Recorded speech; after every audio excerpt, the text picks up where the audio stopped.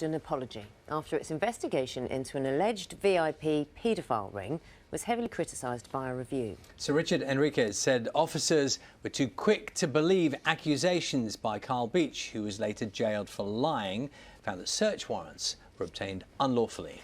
The former Conservative MP Harvey Proctor was among those who were falsely accused. He joins us now from our London newsroom. Good morning to you, Harvey Proctor. Thank you very much for talking to us on Breakfast this morning. Can you tell us about what happened when you were investigated?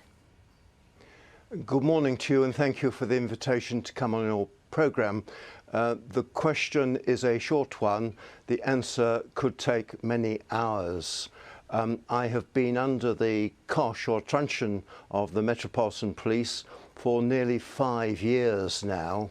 It is very harrowing to be investigated or to be the centre of such an investigation for so long, and the ramifications of it.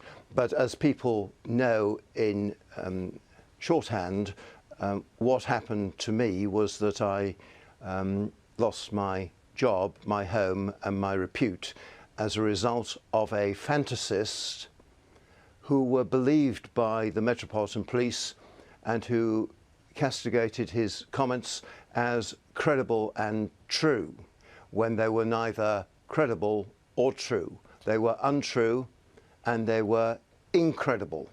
And any common sense person would realise that what he was saying was not credible. Well, to pick you up on the use of the word credible, that is the word the Metropolitan Police have said they found Carl Beech to be. What holes in his story do you think could have been picked up on earlier?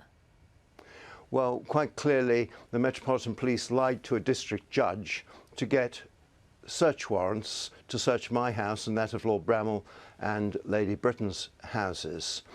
There were numerous contradictions before the application for the search warrants, and they were not deployed before the district judge.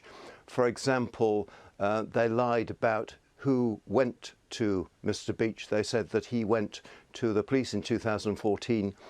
He didn't. They went to him. They didn't look at the previous interviews he did with Wiltshire Police when he made allegations of similar but slightly different allegations. So there were all sorts of things that the police could have done that they didn't do. Clearly they didn't look at his mother's interviews much earlier, which cast doubt on his story.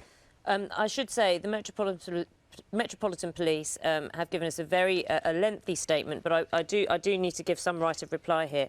The Metropolitan Police has said there is no evidence, or the Independent Office for Police Conduct Investigation, which has concluded, has said the allegations made were grave, Nick made were grave and warranted investigation.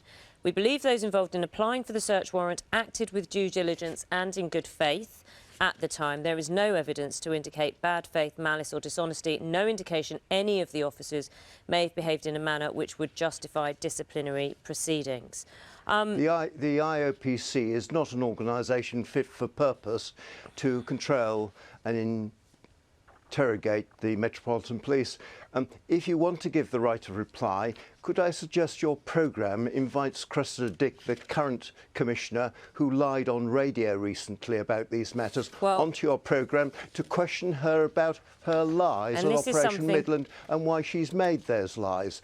Could I suggest that you get in touch with your Home Affairs correspondent for the BBC, who messed up potentially the investigation into Mr. Beech, and as Enrique said, by showing photographs to Mr. Beech of children that I'm supposed to have murdered, could have got in the way of any criminal action that was taken against me. Now, it's all right you talking across me, but that's because the BBC are very sensitive about any criticism whatsoever that may come your way. I will continue this conversation. By talking across me, you're not really doing what the BBC should do, and that is to give a right to comment. And you're very sensitive about this. I understand that. I understand the BBC is sensitive in view of the criticism that not just the police but the BBC has received in Henrique's report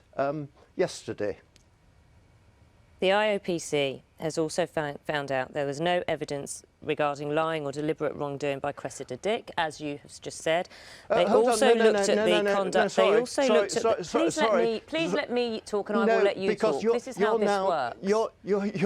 You've just said that the IOPC have found no evidence of Cressida Dick lying. Hold on. The IOPC have not interviewed Cressida Dick. Okay. They didn't know that she was involved. In fact, Sir Richard Henriques didn't know that she was involved. She wasn't interviewed by Sir Richard Henriques. Invite Cressida Dick onto your programme, invite me onto the programme too, and let's have a debate about it. She won't come. Sir Richard has also. I want to get to how this has impacted you, but I need to do my job as well and say Sir Richard. I Richard has respect your criticised. work. I respect your work very much, but you must not interview. You must not invite people onto your programme and then not allow them to speak. I am allowing you to speak, and I will allow you to speak. You are but now, I also but you need weren't to. before. I also need to give a right of reply rather than letting you say things that are potentially incorrect or when people don't have a right to reply. I'm so sorry, Richard I'm not having this. I'm sorry. Harvey Proctor, thank you for your time. Harvey Proctor, former Conservative MP, and I think what's made very clear there is the impact that this investigation has had on his life, as he said at the very beginning, how it's impacted on his life. Harvey Proctor talking to us this morning, former Conservative MP. Yes, clear from that, obviously a story that's affected him very personally. And let's have a look at the time now. 16 minutes past 9. Stav can give us the weather.